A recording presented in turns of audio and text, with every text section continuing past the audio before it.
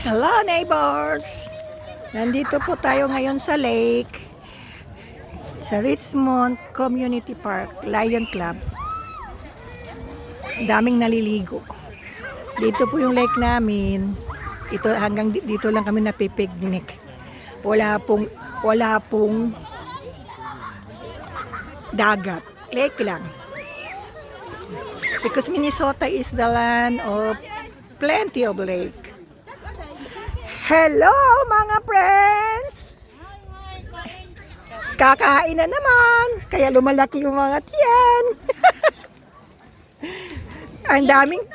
ang daming food oh. Mag-ihaw pa oh. May nanikan, nasiga naman eh, kailangan naman oh. Halina, huwag ito nasiga. Ano na oh, nagbaga na. Mau bitaw. Lamig ko itong bango. Ay, wala ka na. Aunsa? Aunsa Bing? Ang bangos na silog ba? Lamig ko yung kulata.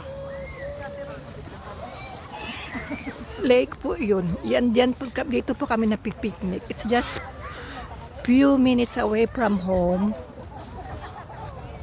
Kaso, no? May playground po dito. Yung parking space. Kasi summer, kaya puno. Puno basta summer. Bibihira kasi makalabas ang tao dito. Only summertime. Kung winter, ang lamig. Ngayon yung playground ng mga bata. See, you see all those cars? That means the lake is fully booked. Libre lang po yung lake. No entrance fee. It's free. But if you want to rent one of those space there, yun yung may bayad. Eh, nandun kami malapit sa lake eh. Kami nga lang yung nagdala ng lamesa. Karamihan sila nakaupo lang.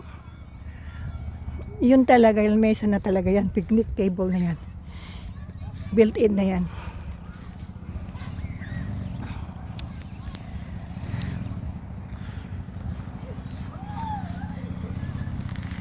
Ayan po.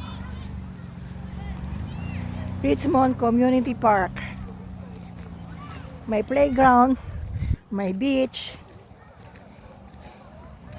And this is the beautiful surrounding. Laming puno, green na green, and everything are free, no charge, libre. But you have to follow certain rules. Dito naman kasi sinusunod yung rules. They take care of everything. They pick up their own garbage.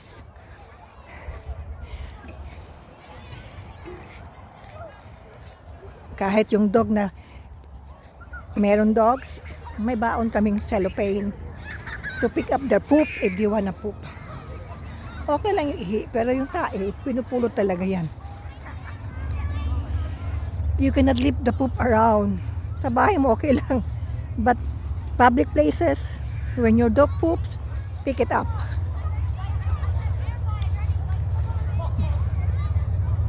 See, elevated kasi yan, oh. Kaya ang ganda, ganda.